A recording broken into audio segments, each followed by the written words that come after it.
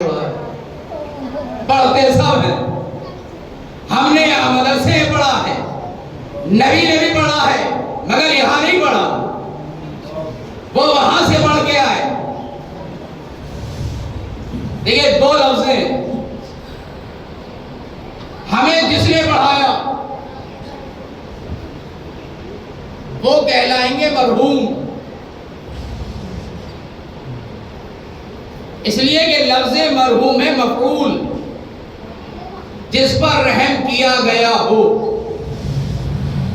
ہم جن سے تعلیم حاصل کرتے ہیں وہ ہے مرحوم, لیکن نبی نے جس سے تعلیم حاصل کی تو پڑھو سورہ رحمان. قرآن آواز دے گا الرحمن علم القرآن, یعنی نبی نے جس سے تعلیم حاصل کی وہ رحمان ہے, تم جس سے پڑھتے ہو وہ مرحوم ہے.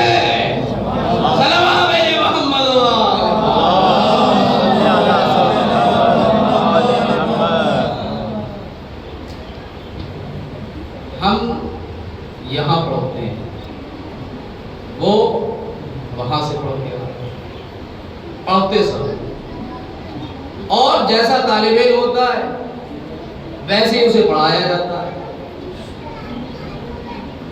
اگر طالب علم چھوٹا ہے, مبتدی ہے, ابھی ابتدا ہوئی ہے, تو اس کے استاد الگ ہے, اسے اس اعتبار سے پڑھایا جائے. اب آپ پرائمری سے اوپر جونیئر میں آ جائیے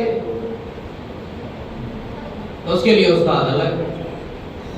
جونیئر سے اوپر ہائر میں چلے جائیے آپ, اس کے لیے استاد الگ ہے. وہاں سے نکل کے آپ انٹر کالج میں چلے جائیے تو لیکچرار ملیں گے. انٹر کالج سے نکل کر آپ یونیورسٹی میں چلے جائیے تو آپ کو پروفیسر ملیں گے. تو جیسا طالب علم ہوگا ویسا استاد ہوگا, کیونکہ دستور زمانہ ہے, جیسا طالب علم ہوگا ویسے ہی استاد ہوگا. لیکن ہم جو اپنے بچے کو داخلہ کراتے ہیں تو بچے کا ہم نے داخلہ کرایا اور انہوں نے ہمیں کتاب دی, ہم نے جو کتاب کھول کے دیکھی تو اس میں الفاظ کم ہے, تصویریں زیادہ ہیں. ہوتا ہے کہ نہیں؟ الفاظ کم ہیں, تصویریں زیادہ ہیں. اس کی وجہ یہ ہے کہ تصویر دیکھ کر بچہ آسانی سے لفظوں کو سمجھ سکتا ہے. بنا دیا گیا یہ اور سامنے بنا دیا گیا سیب. بچے کو بتایا گیا اے فور ایپل, ایپل میں سیب, تو سیب دیکھ کر بچہ سمجھا کہ یہ ہے.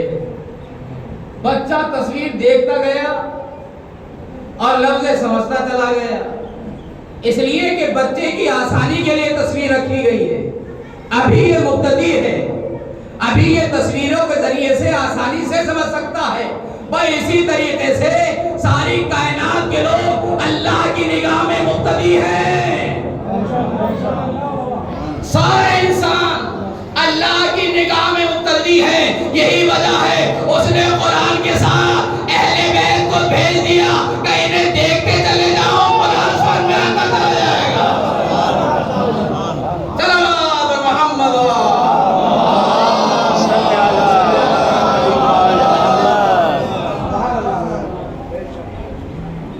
یہ ہے پڑھانے کا انداز. تصویر دیکھیے, لفظ خود بخود سمجھ میں آ جائیں گے. لیکن ہمارے یہاں جو پڑھائی ہوتی ہے, ابھی پڑھائی کی بات میں اس لیے کر رہا ہوں کیونکہ مجھے آپ سے گزارش کرنا, ہم نے جو زندگی گزاری سو ہماری گزر گئی, جو باقی ہے وہ گزر جائے گی. لیکن ہم باب العلم کے ماننے والے ہیں. علم کے میدان میں ہمیں آگے ہونا چاہیے. علم ہی ترقی کا زینہ ہے, علم ہی ترقی کا راستہ ہے. علم اگر ہے تو آپ کا سر بلند رہے گا. دولت سے سر بلند نہیں ہوتا, اقتدار سے سر بلند نہیں ہوتا. ہم نے یہ دیکھا جو تختوں پر بیٹھے تھے وہ ذلیل ہوئے, لیکن جو بوریا بچھائے بیٹھا تھا اس کی کل بھی عزت تھی اور آج بھی عزت ہے. لہذا اپنے بچوں کو تعلیم سے آراستہ کریں. زیور تعلیم سے اپنے بچوں کو آراستہ کیجئے، اس لیے کہ یہ آپ کی ترقی کا، آپ کی ملت کی ترقی کا، آپ کی قوم کی ترقی کا اگر کوئی زینہ ہے تو وہ ہے علم۔ اسی لیے نبی نے فرمایا انا مدینۃ العلم وعلی بابھا، میں شہر علم ہوں، علی اس کا دروازہ ہے۔ لیکن نبی کسی دولت کا شہر نہیں ہے، دولت کا معاملہ ہے تو اوروں کے لیے۔ نبی نے اپنے آپ کو کہا شہر ہوں تو شہر علم کا، اور اس شہر تک پہنچنے کے لیے دروازہ کسے بنایا؟ علی کو۔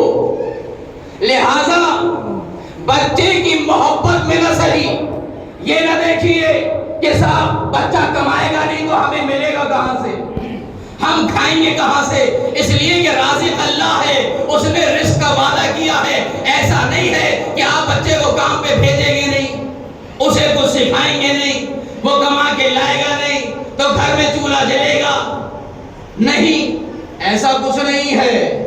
اللہ نے رزق کا وعدہ کیا ہے، اور وہ ایسا رازق ہے کہ بخت نصر نے ایک نبی کو چاہ میں ڈال دیا، ساتھ میں شیرنی کو بھی ڈالا، لیکن اللہ ایسا رازق تھا کہ اونٹ وہ شیرنی مٹی کھاتی تھی، شیرنی مٹی کھاتی تھی، اور حضرت دانیال علیہ السلام اس کا دودھ پیا کرتے تھے۔ یہ تاریخ کا واقعہ ہے۔ وقت نصر ظالم بادشاہ گزرا ہے، اب نہیں ہے، نہیں تو اس کی تفصیل بیان کرتا ہے۔ اس نے حضرت دانیال علیہ السلام کو چاہ میں ڈلوایا، شیرنی اس کے ساتھ اس چاہ میں ڈال دی کہ وہ نبی کو کھا جائے، اس نے نبی کو نہیں کھایا، لیکن اللہ کی طرف سے نبی کے رزق کا انتظام ضرور ہو گیا۔ وہ مٹی کھایا کرتی تھی اور نبی اس کا دودھ پیا کرتے تھے۔ تو اللہ رازق ہے، اللہ رزق دینے والا ہے۔ آپ یہ نہ سمجھیے کہ صاحب اگر بیٹا کام میں نہیں جائے گا، اگر ہم نے بیٹے کو حق کو اس سے چھین لیا تو ہمیں ظالم پر لعنت بھیجنے کا حق نہیں رہے گا، اس لیے کہ لعنت بھیجنے کا حقدار وہ ہے جس نے کسی پر ظلم نہ کیا ہو۔ ظلم وہی نہیں ہے جو دوسری ذات پہ کیا جائے، ظلم وہ بھی کہلاتا ہے جو اپنے نفس پہ کیا جاتا ہے، ظلم وہ بھی ہوتا ہے جو اپنی اولاد کے ساتھ کیا جاتا ہے، ظلم وہ بھی ہوتا ہے جو اپنے گھر والوں کے ساتھ کیا جاتا ہے۔ لہذا اپنی اولاد کو دولت علم سے آپ آراستہ کیجیے، زیور علم سے اپنی اولاد کو آراستہ کیجیے۔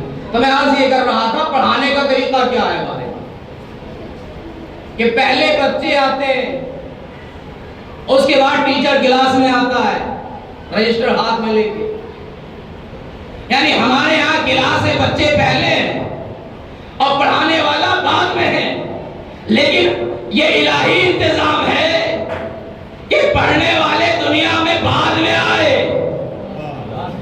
لیکن اس نے پڑھانے والے کو پہلے بھیجا۔ ہدایت حاصل کرنے والے دنیا میں بعد میں آئے، لیکن ہدایت دینے والے کو پہلے بھیجا۔ دنیا میں آدمی بعد میں آیا، آدم علیہ السلام نبی بن کے پہلے آئے۔ یہ اس کا انتظام ہے، پڑھنے والے نہیں ہے، لیکن اس نے پڑھانے والے کا انتظام کیا۔ ہدایت کرنے والے نہیں ہے، لیکن اس نے ہدایت کرنے والے کا انتظام کیا۔ بس جملہ عرض کرنے جا رہا ہوں، جب اللہ ایسے سناٹے میں جہاں نہ کوئی علم حاصل کرنے والا ہے نہ ہدایت پانے والا ہے، اللہ حاجی کا انتظام کرتا ہے، تو اتنی بڑی کائنات میں کہ جہاں انسانوں کی تعداد اربوں خربوں پہنچ گئی ہے، تو یہ کیسے ہو سکتا ہے کہ آج کوئی حاجی نہ ہو؟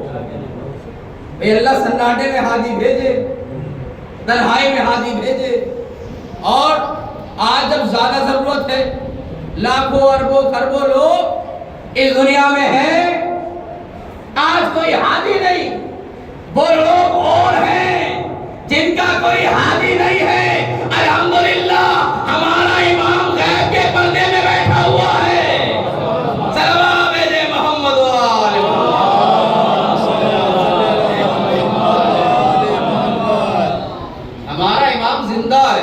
غیب کے پردے میں بیٹھا ہوا ہے، اور ہم نے امامت کو جو تھاما ہے اس کی بھی وجہ ہے۔